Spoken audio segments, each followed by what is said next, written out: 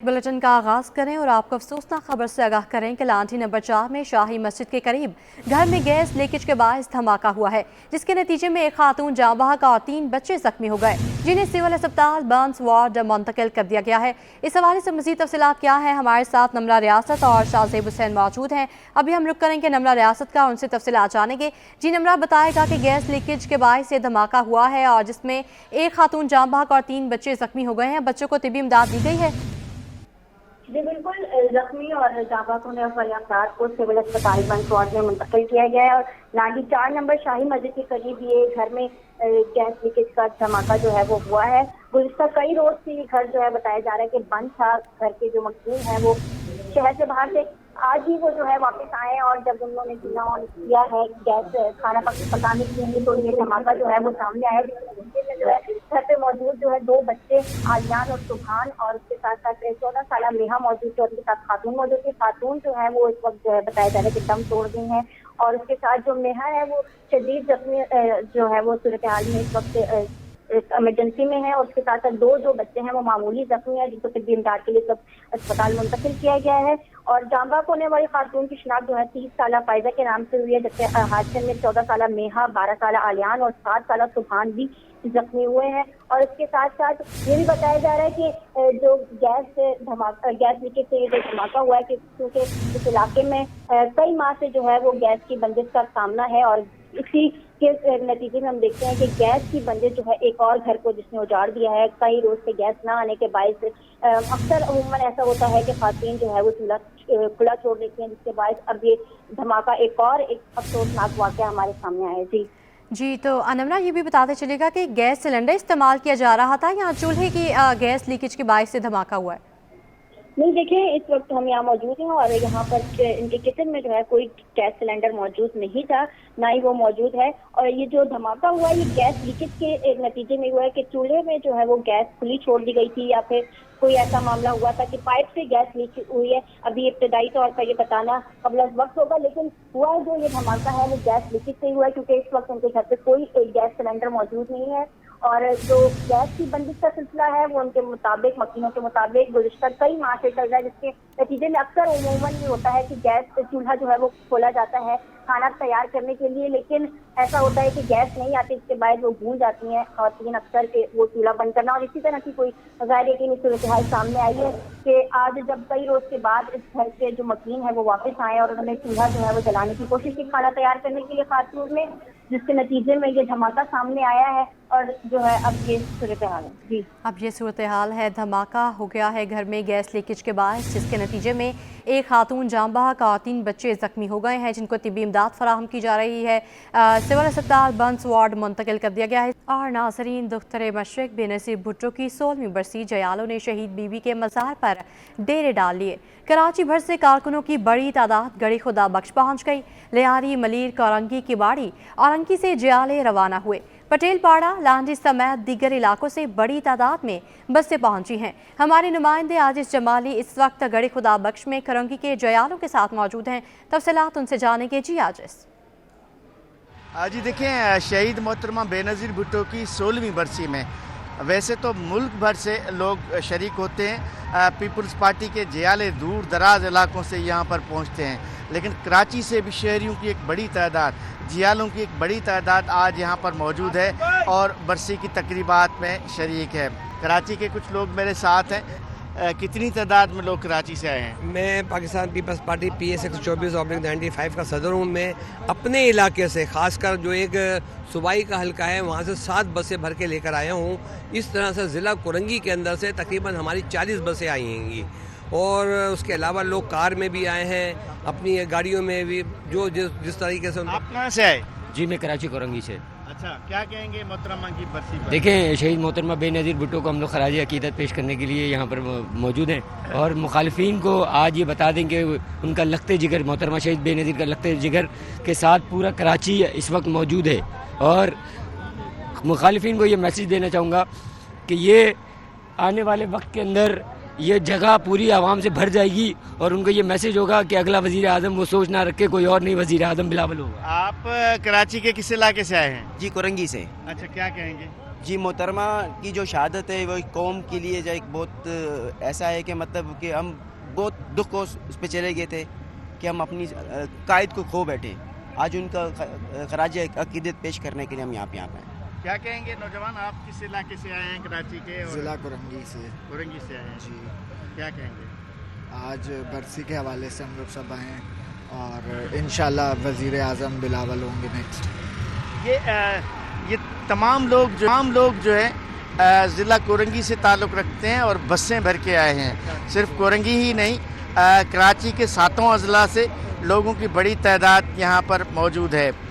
हमने कुछ लोगों से बात की है। लोग जोक दर जोक अभी तक भी पहुँच रहे हैं। जलसा शुरू हो चुका है तकरीबन, लेकिन जलसे से पहले ही रात से ही लोगों की बड़ी तादाद यहाँ पर गड़ी खुदा बख्श में शहीद मोहतरमा बेनज़ीर भुट्टो और शुहदा के मज़ार के इर्द गिर्द मौजूद थी। रुक करें सियासी मैदान का और आपको बताएं कि कराची में कौमी असम्बली की 22 और सूबाई असम्बली की 47 नशिस्तों पर कागजात नामजदगी की जांच पड़ताल का सिलसिला जारी है। जिला जनूबी में 50 से ज़ायद उम्मीदवारों के कागजात मंजूर कर लिए गए हैं। स्क्रूटनी का सिलसिला 30 दिसंबर तक जारी रहेगा। हमारे नुमाइंदे शुएब मुख्तार इस वक्त डिप्टी कमिश्नर साउथ के ऑफिस में मौजूद हैं। मज़ीद तफसीलात उनसे जानते हैं। जी शुएब। जी बिल्कुल, कराची में कौमी असम्बली की 22 और सूबाई असम्बली की 47 नशिस्तों पर कागजात नामजदगी की जांच पड़ताल का आज जो है वो तीसरा रोज़ है। मैं इस वक्त मौजूद हूँ ज़िला जनूबी में। यहाँ पर वक्फे से उम्मीदवारों की आमद का सिलसिला जो है जारी है। 1500 से ज़ायद उम्मीदवारों ने ज़िला जनूबी से मुख्तलिफ हलकों से अपने कागजात नामजदगी जो है हासिल किए थे, जबकि 300 से ज़ायद उम्मीदवारों ने कागजात नामजदगी जो है वो अपने जमा कराए थे। अगर यहाँ पर कौमी असम्बली की नशिस्तों की बात की जाए तो यहाँ पर कौमी असम्बली की नशिस्तें 3 हैं, जिसमें NA 239, NA 240 और NA 241 शामिल हैं। जबकि सूबाई असम्बली की ज़िला जनूबी में नशिस्तों की तादाद जो है 5 है, जिसमें PS 106, PS 107, PS 108, PS 109 और PS 110 शामिल हैं। जिन उम्मीदवारों के कागजात मंजूर नहीं होते वो ट्रिब्यूनल को जो है दरख्वास्त 30 जनवरी तक देंगे। बाद अज़ा इलेक्शन कमीशन ऑफ पाकिस्तान की जानिब से हाई कोर्ट्स के जजेस पर मुश्तमिल बनाया गया इलेक्शन ट्रिब्यूनल जो है 10 जनवरी को तमाम तर एतराज़ात की समाअत करेगा। जी, आम इंतखाबात में हिस्सा लेने वालों के कागजात नामजदगी की जांच पड़ताल जारी है। MQM के शबीर कायम खाने के कागजात PS 93 और NA 233 से मंजूर कर लिए गए। कहते हैं MQM जिला कोरंगी में वाज़ेह अक्सरियत रखती है। इस हवाले से मज़ीद जानेंगे नुमाइंदा ताहा मलिक से। जी बिल्कुल, देखिए इंतखाबात 2024 के लिए कागजात नामजदगी जमा कराने के बाद अब जो है वो दूसरे मरहले का जो आगाज़ हो चुका है। इस वक्त हमारे साथ MQM की जानिब से शबीर कायम खानी मौजूद हैं, उनसे मज़ीद गुफ्तगू करते हैं। शबीर साहब, मुझे बताइएगा कि कितनी आपने जो है कॉन्स्टिट्यूंसी से अपने कागजात नामजदगी जमा कराएँ और अब तक कहाँ से जो है वो स्क्रूटनी क्लियर हो चुकी है? बिस्मिल्लाहिर्रहमानिर्रहीम। देखिए जी, मैंने 3 कॉन्स्टिट्यूंसी से मैंने अपने पेपर सबमिट किए हैं, जिसमें एक नेशनल असेंबली की सीट है NA 233 नाडी कोरंगी की, और दूसरी PS है कोरंगी की PS 93, एक PS 96 है जो कि बागे कोरंगी और शाह फैसल के कुछ पार्ट्स आते हैं उसमें। तो 2 मेरी स्क्रूटनी में क्लियर हो गई हैं। कि आपने 3 जगहों से जो है वो कागजात जमा कराए हैं। फॉर्म 31 में भी आपका नाम है, मुमकिन तौर पर फॉर्म 32 में भी आपका नाम होगा, लेकिन फॉर्म 33 में आप का नाम किस लिस्ट में होगा? तीनों पे जगह पर होगा, ये बताएगा मुझे। ये बड़ा मुश्किल सवाल किया आपने, और मुश्किल सवाल का जवाब यही है कि जो पार्टी फैसला करेगी, क्योंकि हम पार्टी के कारकुन हैं और पार्टी ने ही कहा है, मतलब हमारी अपनी कोई ख्वाहिश नहीं कि हम वहाँ से नॉमिनेशन पेपर जमा करें, वहाँ से करें। पार्टी ने कहा भाई इन अब कॉन्स्टिट्यूंसी पे आप फॉर्म सबमिट करें, तमाम मेरे लिए नहीं, सबके लिए ही है। तो नॉमिनेशन पेपर जमा करा दी। अब ये एक आपको पता है कॉन्स्टिट्यूंसी से 3-3, 4-4, 5-5 नॉमिनेशन पेपर हैं। अब ये पार्टी बैठकर फैसला करके किसको कहाँ से इलेक्शन लड़ाना है, ये इसको विड्रा कर रहा है। तो जो पार्टी का फैसला होगा सरखम तस्लीम। जी बिल्कुल, देखिए शबीर कायम खानी साहब जो है हमारे साथ मौजूद है, जिनका कहना था कि इलेक्शन के लिए जो है सिलसिला मरहलावार आगे बढ़ता जा रहा है और जो कागजात जमा कराने के बाद स्क्रूटनी का सिलसिला है वो भी खत्म हो रहा है। और साथ ही उनका ये भी कहना था कि पार्टी फैसला करेगी कि हतमी टिकट किसको दिया जाएगा और हतमी टिकट देने के बाद जो है फॉर्म 33 पे किसका नाम होगा। जी, आम इंतखाबात के लिए कागजात नामजदगी की जांच पड़ताल का सिलसिला जारी है। कौमी असम्बली के हल्के 230 से नून लीग के सीनियर रहनुमा शाह मोहम्मद शाह के कागजात मंजूर हो गए हैं। इस हवाले से मसीह जानेंगे अपने नुमाइंदे खुर्शीद रहमानी से।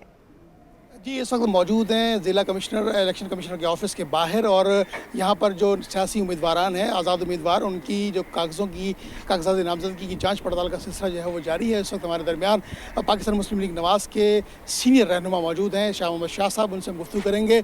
देखिए, मैं इस वक्त जो NA-230 से लड़ रहा, मैं इलेक्शन लड़ रहा हूँ पाकिस्तान मुस्लिम लीग एन के उम्मीदवार की हैसियत से किया, और मेरा लीडर भी मोहम्मद नवाज शरीफ है। मैं इसलिए लड़ रहा हूँ कि पाकिस्तान का सबसे बड़ा सुप्रीम है आइन सुप्रीम है और पार्लियामेंट की बालादस्ती रहे, और मैं चाहता हूँ, मेरी पार्टी चाहते इख्तियारात की तकसीम हो कि 18वीं तरमीम तकसीम हुई इख्तियारात की सूबों का, हम सूबों से भी निचले सतह पर ले आएंगे, लोकल बॉडी तक। मैं अभी ये अर्ज़ करूँ कि मियाँ मोहम्मद नवाज शरीफ का विज़न है कि मुल्क को इस सियासी और मुआशी दलदल से निकालेगा। एक ही लीडर, उसका नाम है मोहम्मद नवाज शरीफ, जो इस वक्त मुल्क को सियासी दलदल और मुआशी दलदल से निकालेगा। कराची और सिंध में इत्तेहाद करेंगे, लेकिन बाहमी रजामंदी से, बराबरी की बुनियाद पर रहेंगे। ये थे शाह मोहम्मद शाह जो हमसे बात कर रहे थे। इनका कहना था कि सियासी इत्तेहाद होते रहेंगे। इस वक्त इस बात के बारे में कहना कबल वक्त होगा।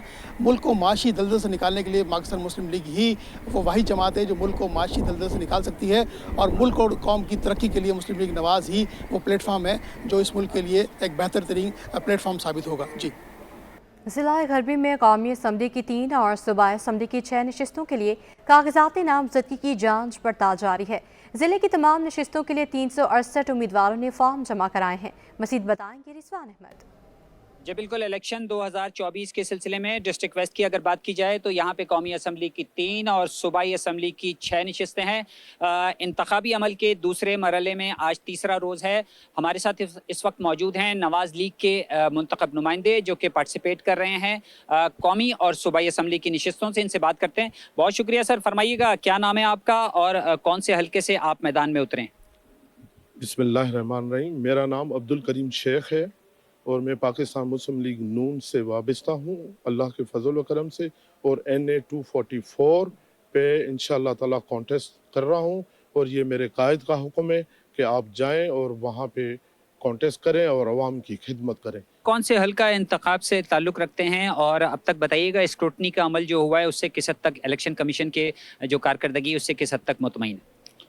बिस्मिल्लाहिर्रहमानिर्रहीम, मेरा नाम अब्दुल नबी बरोई, मैं डिस्ट्रिक्ट वेस्ट के जनरल सेक्रेटरी हूँ। मेरे होते हुए अपने NA के 3 उम्मीदवार यहाँ पे जो है ना कैंडिडेट खड़े किए हैं और 6 PS के उम्मीदवार हैं हमारे डिस्ट्रिक्ट से। डिस्ट्रिक्ट वेस्ट की अगर बात की जाए तो यहाँ पे जो कौमी और सूबाई असम्बली की नशिस्तें हैं वहाँ पे उम्मीदवार बहुत सारे सामने आए। आप कैसा देख रहे हैं, मुकाबला टफ होगा या बआसानी जो है वो सारा अंजाम अमल जो है हो जाएगा? जी, हमारा मुकाबला इंशाल्लाह टफ होगा पीपल्स पार्टी से, और MQM से हमारा अलायंस चल रहा है। अगर वो मियाँ साहब और खालिद मकबूल सिद्दीकी ने अगर उसमें जो है ना कुछ आगे कदम बढ़ाया और अलायंस को मुकम्मल किया तो इंशाल्लाह ये इन सब को जो है ना यहाँ से कोई पार्टी सीट नहीं देगा। MQM कहा ये जा रहा है कि जो स्क्रूटनी का अमल है वो पुरअमन अंदाज में और तवातुर के साथ जो जारी है, और जो उम्मीदवार हैं वो पुरअज़्म हैं कि मैदान में उतरेंगे और मुकाबला करेंगे। जी, इलेक्शन कमीशन ऑफ पाकिस्तान ने कौमी और सिंध असम्बली में अक़लियतों और ख़वातीन की मखसूस नशिस्तों पर 12 उम्मीदवारों के कागजात नामजदगी मंजूर कर लिए हैं, जबकि जांच पड़ताल का अमल शाम 5 बजे तक जारी रहेगा। आपको बताते चलें कि इलेक्शन कमीशन ऑफ पाकिस्तान ने कौमी और सिंध असम्बली में अक़लियतों और ख़वातीन की मखसूस नशिस्तों पर 12 उम्मीदवारों के कागजात नामजदगी मंजूर कर लिए हैं, जबकि जांच पड़ताल का अमल शाम 5 बजे तक जारी रहेगा। आम इंतख़ाबात 2024 कागजात नामजदगी की जांच पड़ताल जारी है। सिंध असम्बली में अक़लियतों की मखसूस नशिस्त पर अनिल कुमार रत्नानी के कागजात नामजदगी मंजूर हो गए हैं। MQM की तरजीह फहरिस्त में अनिल कुमार रत्नानी पहले नंबर पर हैं। अनिल कुमार रत्नानी का ताल्लुक थर बारकर जिला से है। पाकिस्तान पीपल्स पार्टी की मलिहा मंजूर के कागजात नामजदगी भी मंजूर। मलिहा मंजूर सिंध असम्बली में ख़वातीन की मखसूस नशिस्त पर नामजद हैं। मलिहा मंजूर का ताल्लुक कराची से है। नवाज़ लीग की मुख्तियार नाज नाज दहरेजो के कागजात नामजदगी भी मंजूर कर लिए गए हैं। मुख्तियार नाज दहरेजो सिंध असम्बली में खवातीन की मखसूस नशिस्त पर नामजद उम्मीदवार हैं। इस पर मजीद क्या तफसीलात हैं जानेंगे अपने नुमाइंदे आज़ाद नोहड़ियो हमारे साथ मौजूद हैं। जी आज़ाद, बताइएगा। में कौमी असम्बली और सिंध असम्बली में अकलतों और खवातीन की मखसूस नशिस्त पर जो उम्मीदवारों की नामजदगी की गई, उनके बाद में उनके कागजात की जाँच पड़ताल का अमल आज तीसरे रोज़ भी जारी है। ये जो इसका वक्त सुबह 9 बजे था, लेकिन 10:15 बजे के बाद में इसका अमल शुरू हुआ, जो इस वक्त बगैर किसी वक्फे के जारी है, जो शाम 5 बजे तक जारी रहेगा। अब तक जो है 12 उम्मीदवारों के कागजात नामजदगी मंजूर किए गए, जिसमें पाकिस्तान से उनको जो है अकलतों की मखसूस नशस्त पर तरजीह बिना पर पहले नंबर पर रखा गया था, उनके भी कागजात नामजदगी मंजूर किए गए। सिंध असम्बली में पाकिस्तान पीपल्स पार्टी की खवातीन की मखसूस नशस्त पर नामजद मलिहा मंजूर के भी कागजात नामजदगी मंजूर किए गए हैं, जिनका ताल्लुक कराची से है। जबकि मुस्लिम लीग नवाज से ताल्लुक रखने वाली मुख्तियार नाज दहरेजो का भी सिंध असम्बली की खवातीन की नशस्त के लिए कागजात नामजदगी मंजूर किए गए, जिनका ताल्लुक नवाब शाह से है। MQ पाकिस्तान की बल्किस मुख्तियार जो सिंध असम्बली में खवातीन की मखसूस नशस्त पर नामजद थी, उनके भी कागजात मंजूर किए गए हैं। जबकि बिस्मा होती जिनका ताल्लुक मुस्लिम लीग काब से है, उनके भी सिंध असम्बली की मखसूस खवातीन की नशस्त पर कागजात मंजूर किए गए हैं। सोरठ थेबो जिनका ताल्लुक मुस्लिम लीग नवाज से ये दादू से ताल्लुक रखती हैं, उनके भी सिंध असम्बली की खवातीन की नशस्त पर कागजात मंजूर किए गए हैं। मारवी फसी राष्ट्रीय जिनका ताल्लुक पाकिस्तान पीपल्स पार्टी और जिला शहीद बेनज़ीर अहमद से है, उनके भी खवातीन की सिंध असम्बली में मखसूस नशस्त पर कागजात मंजूर किए गए हैं। जबकि रूबीना राजपूत जिनका ताल्लुक GDS है, इनके भी सिंध असम्बली की खवातीन की मखसूस नशस्त पर कागजात मंजूर किए गए, इनका ताल्लुक बदीन से है। जबकि पाकिस्तान पीपल्स पार्टी से ताल्लुक रखने वाले डॉक्टर मोहन लाल कोहिस्तानी, इनके भी अकलतों की सिंध असम्बली में मखसूस नशस्त पर कागजात मंजूर किए गए हैं, इनका ताल्लुक जो है जामशोर जिले से है। जबकि सीमा खुरम जो साबिक वज़ीर सिंध आफ्ताब शबानी मीरानी की साहबजादी है और पाकिस्तान पीपल्स पार्टी की सिंध असम्बली में खवातीन की मखसूस नशस्त पर नामजद है, उनके भी कागजात नामजदगी मंजूर किए गए हैं। जबकि जमीयत उलमा इस्लाम की जो खातून कमर शहजाद कोर्ट से ताल्लुक़ रखने वाली ईमन लाखो, उनके भी सिंध असम्बली की खवातीन की मखसूस नशस्त पर कागजात मंजूर किए गए हैं। जबकि राम नानी हरी जिनका ताल्लुक GDS है, इनके भी कौमी असम्बली की खवातीन की मखसूस नशस्त पर कागजात नामजदगी मंजूर कर लिए गए। अब तक जो 12 उम्मीदवार के कागजात नामजदगी मंजूर किए गए, जिनमें 10 खवातीन और 2 मर्द शामिल, इनके कागजात बाज़ाब्ता तौर पर जाँच पड़ताल के बाद मंजूर कर दिए गए हैं। यह अमल शाम 5 बजे तक जारी रहेगा। कुछ उम्मीदवार अंदर मौजूद हैं, उनके भी जाँच पड़ताल का अमल जारी है। जी आज़ाद, आप हमारे साथ ही मौजूद रहिएगा। कराची को पानी पहुंचाने के मंसूबे K4 के ठेकों में संगीन बेकायदगियां होने का इंकशाफ हुआ है। बेकायदगियों के इंकशाफ पर सिंध हुकूमत ने कदरी बिघाड़ ठेके का अमल मनसूख कर दिया। ठेके का प्रोसेस मनसूख करके मुतल्लिका हुकाम और PTA के खिलाफ कार्रवाई का आगाज कर दिया गया है। इस हवाले से मज़ीद जानेंगे आज़ाद नोहड़ियों से। आज़ाद, इस हवाले से भी आगाह कीजिएगा।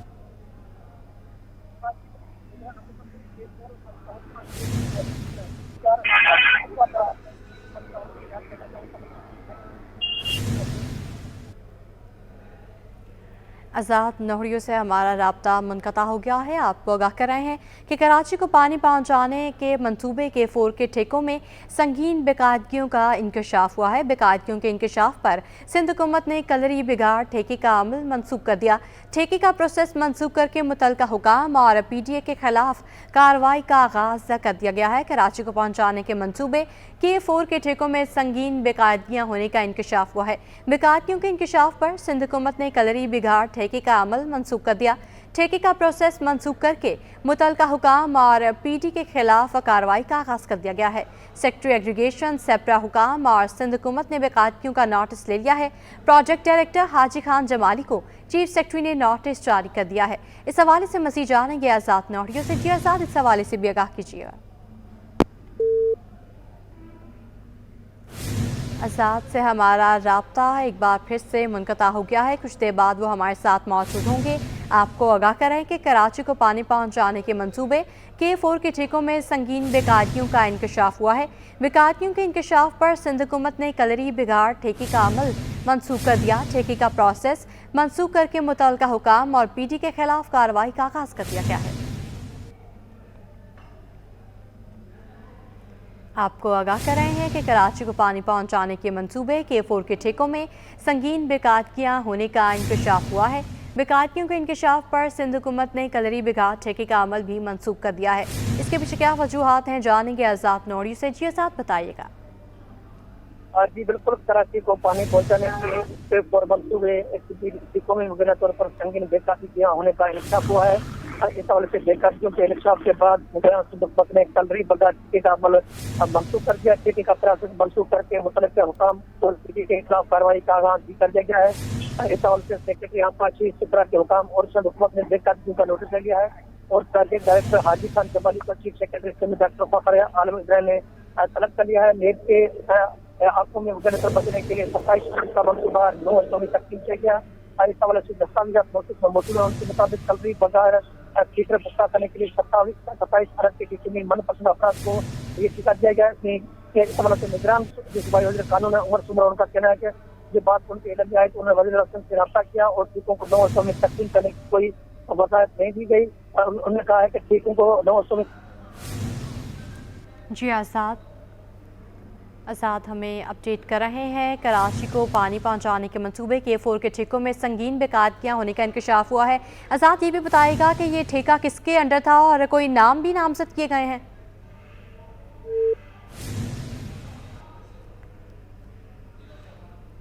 आज़ाद हमें अपडेट कर रहे थे, आपको बता रहे हैं कि कराची को पानी पहुंचाने के मंसूबे K4 के ठेकों में संगीन बेकायदगियां होने का इंकशाफ हुआ है। बेकायदगियों के इंकशाफ पर सिंध हुकूमत ने कलरी बिगहा ठेके का अमल मनसूख कर दिया है। ठेके का अमल मनसूख कर दिया गया है और ठेके का प्रोसेस मनसूख करके मुतल्लिका हुकाम और PD के खिलाफ कार्रवाई का आगाज़ भी कर दिया गया है। कराची को पानी पहुंचाने के मंसूबे K4 के ठेकों में संगीन बेकायदगियां होने का इंकशाफ हुआ है। बेकायदगियों के इंकशाफ पर सिंध हुकूमत ने कलरी बिगहा ठेके का अमल मनसूख कर दिया। ठेके का प्रोसेस मनसूख करके मुतल्लिका हुकाम और PD के खिलाफ कार्रवाई का आगाज़ कर दिया गया है। सेक्रेटरी इरिगेशन सेप्रा हुकाम और सिंध हुकूमत ने बेकायदगियों का नोटिस ले लिया है। प्रोजेक्ट डायरेक्टर हाजी खान जमाली को चीफ सेक्रेटरी ने नोटिस जारी कर दिया है। नेब की आंखों से बचने के लिए 27 अरब के मंसूबे को 9 हिस्सों में तकसीम किया गया। कलरी बिगार फेडरिक पुख्ता करने के 25 अरब के ठेके मनपसंद अफराद को दिए गए दस्तावेजात के मुताबिक ऐसा बताया गया है। आपको आगाह कर रहे हैं कि कराची को पानी पहुंचाने के मंसूबे K4 के ठेकों में संगीन बेकायदगियां होने का इंकशाफ हुआ है। बेकायदगियों के इंकशाफ पर सिंध हुकूमत ने कलरी बिगहा ठेके का अमल मनसूख कर दिया है।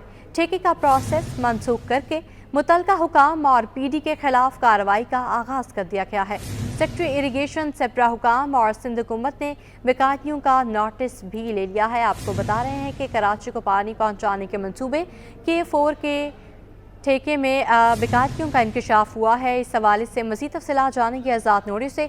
जी आज़ाद बताएगा कि ठेका सेप्रा की मंजूरी से दिए गए थे?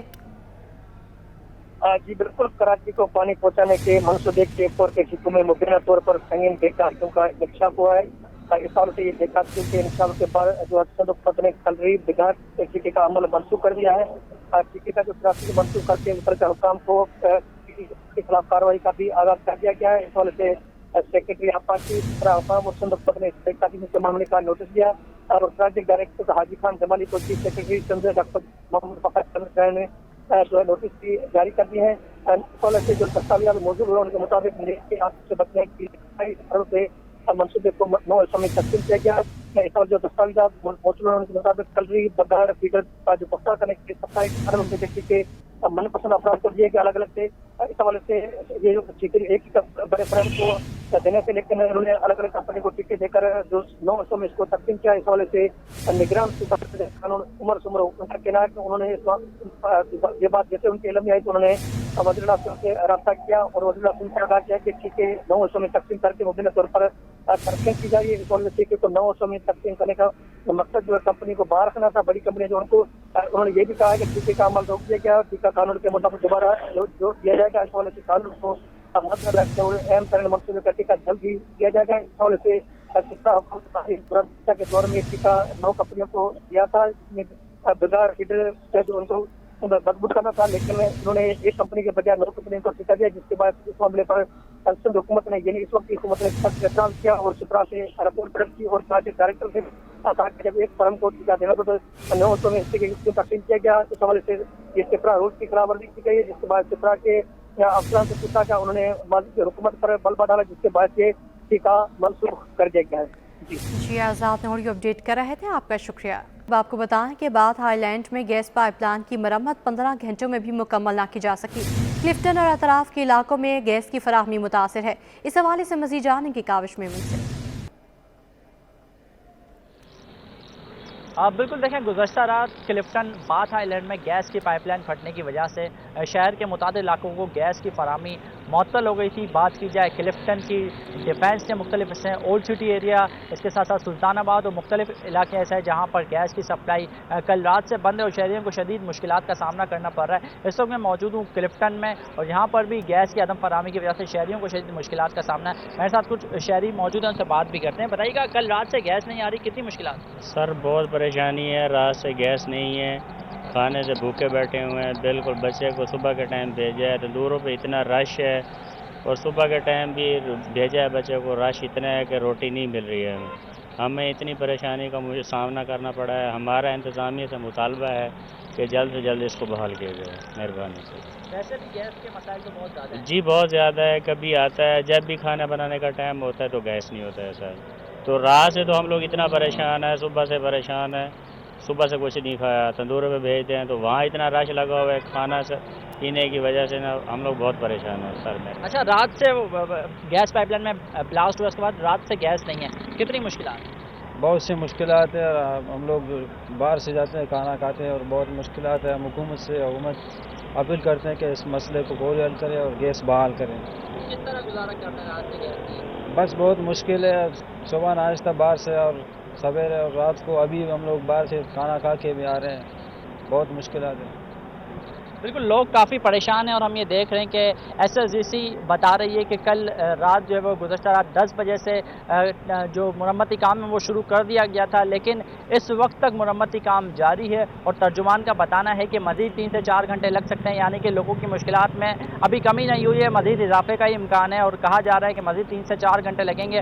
तो यकीनन लोग जो है वो काफ़ी ज़्यादा कंसर्न पाया जाता है और कहा जा रहा है कि गैस का जो ये मसला इसको फौरी तौर पर हल किया जाए और गैस की फराहमी बहाल की जाए, क्योंकि लोग परेशान हैं, मुतबादिल के तौर पे LPG का भी इस्तेमाल कर रहे हैं और जाहिर है कि अचानक गैस की बंदिश की वजह से लोग बाहर से खाना खरीदने पर भी मजबूर हैं।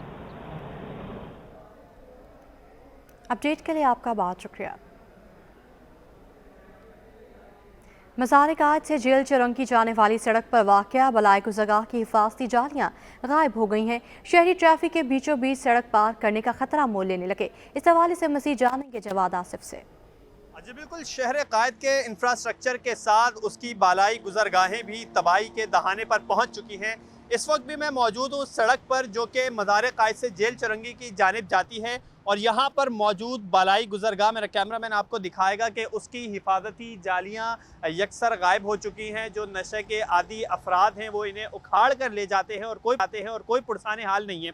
इस ब्रिज के एक जानिब एक सरकारी कॉलेज है और दूसरी जानिब एक निजी यूनिवर्सिटी मौजूद है जहां से सैकड़ों तालिबे इल्मों का यहां से गुजर होता है। इस रोड पर जो है वो शदीद रश रहता है, ट्रैफिक रहता है, जिसकी वजह से लोग अक्सर जो है वो पैदल रोड क्रॉस करते हैं और ब्रिज का इस्तेमाल नहीं करते क्योंकि उन्हें डर लगता है कि कोई हादसा ना हो जाए। हमारे साथ एक शहरी मौजूद हैं, बुजुर्ग शहरी, इनसे बात करते हैं। फरमाइएगा, हिफाजती जालियाँ मौजूद नहीं है, कितना खतरा है कि यहाँ से आप लोग गुजरते हैं, पार करते हैं? मैं यहाँ से इसलिए नहीं गुजरता हूँ कि हिफाजती जालियाँ नहीं है और मैं बुज़ुर्ग आदमी हूँ कि सहारा लेके चढ़ता हूँ पर नहीं चढ़ पाता हूँ, इसलिए मुझे मजबूरी रोड क्रॉस करना पड़ता है। क्या अपील करेंगे हुकूमत से? हुकूमत से तो यही अपील करूँगा कि जो एक चीज़ बनाई गई है उसकी मरम्मत भी का काम जारी रखें, जो ये निकाल के ले जाते हैं। तो देखा आपने, बुजुर्ग शहरी का यही कहना था कि वो इसलिए इस पर से नहीं गुजरते कि यहाँ पर कोई सहारा ही मौजूद नहीं है, उन्हें गिर जाने का खदशा मौजूद रहता है। उन्होंने इदारों और हुकूमत से ये अपील भी की है कि जल्द अज जल्द इस ब्रिज का मरम्मती काम शुरू करवाया जाए। जी।